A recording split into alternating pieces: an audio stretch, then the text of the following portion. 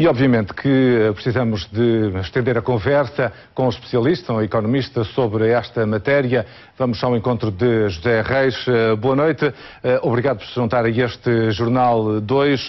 Temos aqui uma espécie de um filme, um banco bom e um banco mau. Mas com tudo isto que está a acontecer, até onde é que nós, portugueses, podemos continuar a acreditar no nosso sistema financeiro? Essa é a grande pergunta e é a pergunta difícil. De facto, não é nesta reparação que agora foi feita dos problemas causados no BES que está, porventura, o problema essencial. Todos aqueles que temos uma grande perplexidade pelo que está a acontecer, e eu julgo que todos temos essa perplexidade, temos, porventura, que dar um passo atrás e perceber em que mundo vivemos. E, na verdade, nós vivemos num mundo em que as economias dos países, a vida das pessoas, as suas expectativas, o seu futuro, está profundamente determinada, porventura profundamente manipulada por lógicas financeiras poderosíssimas e por lógicas financeiras que desequilibram estruturalmente o mundo em que vivemos.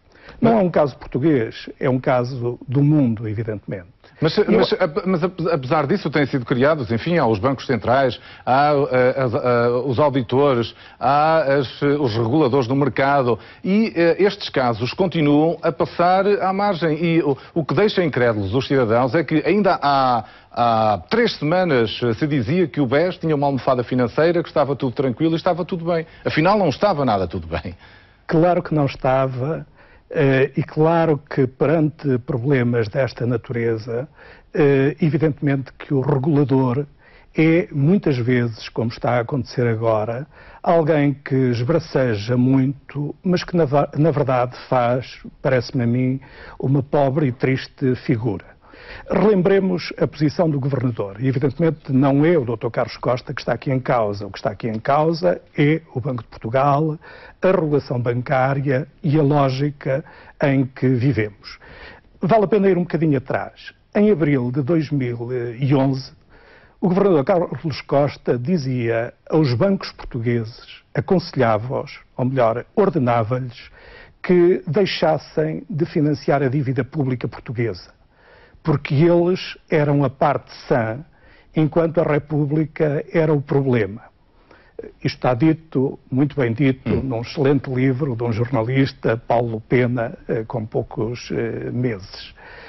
Ou seja, o governador estava convencido que a banca portuguesa, o sistema bancário português, sobre o qual era possível falarmos tanto, e não veio isso agora aqui ao caso, sobre o que aconteceu na economia portuguesa, não nos últimos anos, mas na última década, o governador estava convencido e dizia isso aos seus interlocutores banqueiros, que eles eram a parte sã. Ora bem, hoje foi o problema, quer dizer, a República, a dívida pública, que teve que ir intervir do modo que sabemos. Mas pegando nas suas palavras, exatamente, é que o que ouvimos muitas vezes é uma crítica ao Estado que não sabe gerir, ao Estado que não deve investir, os privados é que devem fazer, é que devem gerir, mas a verdade é que, mais uma vez, tem que ser a intervenção do Estado e tem que ser o dinheiro público, porque uma boa fatia do dinheiro que está a ser emprestado ao BES é pago por todos nós, que tem que intervir mais uma vez para salvar a banca. Eu há muito tempo que clamo que a gestão pública e a qualidade da gestão pública pede messas à gestão privada. E pede messas em muitas circunstâncias e não é preciso chegarmos a este ponto em que verdadeiramente estamos a falar de libertinagem. Eu acho que é este o termo que deve ser adequado para descrever aquilo que o governador do Banco de Portugal nos descrevia ontem.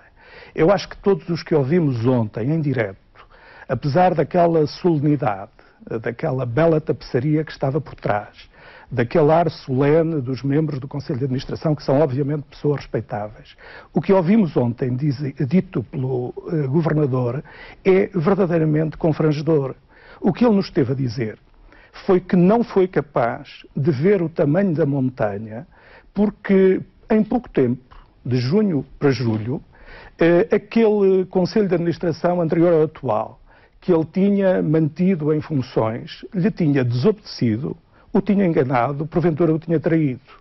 E isso porquê? Porque há um conjunto de coisas que o Governador também referiu ontem que verdadeiramente saem do perímetro da regulação que o Banco de Portugal é capaz de fazer. Uma questão que queria colocar tem a ver exatamente com isso, porque hoje ficamos todos estupefactos ao perceber o que aconteceu, nomeadamente, e já houve alguém que usou esta imagem que está a ser usada, ainda que, enfim, possa parecer leve, mas exemplifica exatamente o que acontece, que é meter a raposa ou deixar a raposa dentro do galinheiro, dizendo-lhe, bem, eu vou fechar o galinheiro mais logo, mas enquanto não a raposa continua lá. Ou seja, o presidente do BES sabia que ia continuar no BES, que tinha a possibilidade de atuar como queria e foi o que fez. Durante um determinado período, em pouco tempo, provocou o que provocou. Portanto, absolutamente, absolutamente. E não foi certamente por maldade do Governador do Banco de Portugal ou pelas suas características pessoais, que é certamente uma boa pessoa.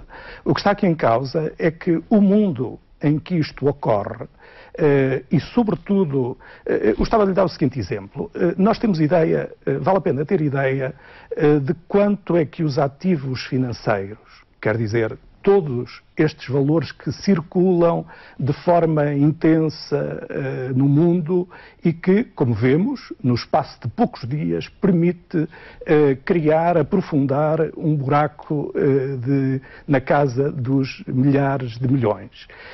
Os ativos financeiros na economia portuguesa, só para lhe dar esta nota, são 3 vezes, são 300% o PIB nacional. Isto é, são 3 vezes a riqueza que o país inteiro cria num ano.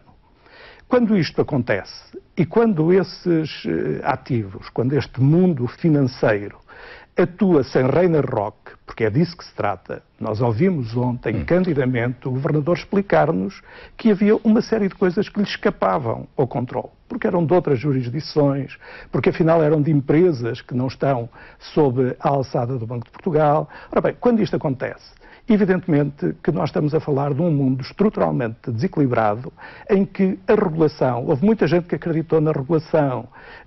Enfim, o problema é que nós assistimos, enfim, isto se andarmos na história, vivemos isto constantemente, estamos sempre a viver este tipo de situação. Deixe-me centrar agora no que está a acontecer e perguntar-lhe a sua opinião. Acha que vai ser possível vender o novo banco rapidamente até ao final de 2014 para que se possa recuperar o dinheiro que está ali investido agora para salvar o antigo BES? Eu não sei, mas o facto de eu não saber não tem importância nenhuma. O que eu lhe posso garantir, estou convencido disso, é que ninguém sabe. E esse é o problema. Com a minha ignorância, todos podem bem, evidentemente. Agora, eu não creio que alguém saiba. Porque o que é que nós assistimos ontem?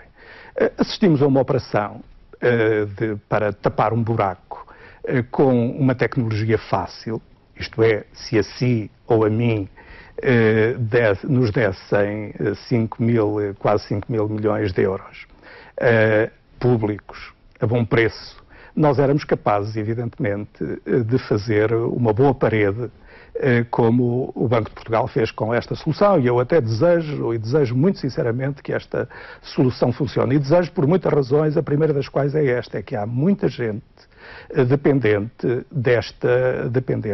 do que se passa, não é verdade? Os trabalhadores, os acionistas, esses já sabem o que é que aconteceu. Sim, mas os depositantes era o grande problema, não é? Naturalmente, quem confia o dinheiro a um banco, confia o mesmo, e portanto esse era um grave problema e exatamente. E portanto, este problema, eu desejo que isto corra bem. Então. Eu desejo que corra bem. Agora, temo que, justamente porque nós não sabemos muitas coisas, como digo, usar dinheiro público deste modo é fácil, não sabemos contudo o que vem por aí. Até por uma razão muito simples. Toda esta cultura, que é uma cultura profundamente danosa, devo dizê-lo, da financiarização, ocorre sobre uma grande iliteracia. Eu recordo-me que ainda há pouco tempo, há poucos dias quase, gestoras de conta do BES me aconselhavam a comprar ações do BES. Obrigações do BES. E ficavam atónitas quando eu me ria e quando eu lhes dizia que, evidentemente, não faria isso e que talvez elas não soubessem o mundo, e eu não sou adivinho, como é evidente, talvez não soubessem a casa onde estavam, porque na mesma altura elas diziam-me também que, como tem como alternativa comprar certificados de tesouro, não vê que isso é dívida pública. Ora bem, há uma enorme iliteracia neste campo, a começar pelos próprios profissionais que trabalham nestas áreas. Mas as pessoas têm tendência, obviamente, a acreditar também naquilo que lhes é vendido ao balcão, porque o gestor de conta é sempre... É verdade, mas tenta-se ver como uma pessoa de confiança, e agora, naturalmente, aí aquela minha primeira pergunta, que é como podemos acreditar agora em tudo isto, como disse, porque está, apesar de tudo, a um outro nível, mas usando a sua própria expressão, enfim, é passível também de grande libertinagem, para usar a sua própria expressão. Sobre uma última ideia para terminarmos a conversa. Olha, duas coisas muito simples. Uma, eu acho muito bem que se possa gerar um clima de confiança, mas eu acho que é muito importante gerar um clima de prudência para as pessoas, para as suas decisões. Eu lembro, por exemplo, que há muita gente que julga que tinha ou que tem depósitos a prazo no BES ou noutro banco e, na verdade, tem outro instrumento financeiro. Não sabe que ele não está garantido pela garantia pública. Portanto, a primeira parte, prudência. A outra palavra é evidentemente mais difícil de realizar, porque não depende de nós, não depende de um país, era bom que dependesse da Europa, que é evidentemente a urgência, a absoluta urgência de uma revisão radical do modo como as economias, como o mundo financeiro está organizado, porque hoje nós estamos muito sensíveis da finança, já percebemos. Cada vez mesmo. Então é aí que há que... Cada vez que um banco espirra, naturalmente, a economia fica toda em pânico. Obrigado por ter vindo a este Jornal 2 ajudar-nos a refletir sobre esta matéria. Boa noite, obrigado. Boa noite para si. Obviamente que este é o grande assunto em destaque.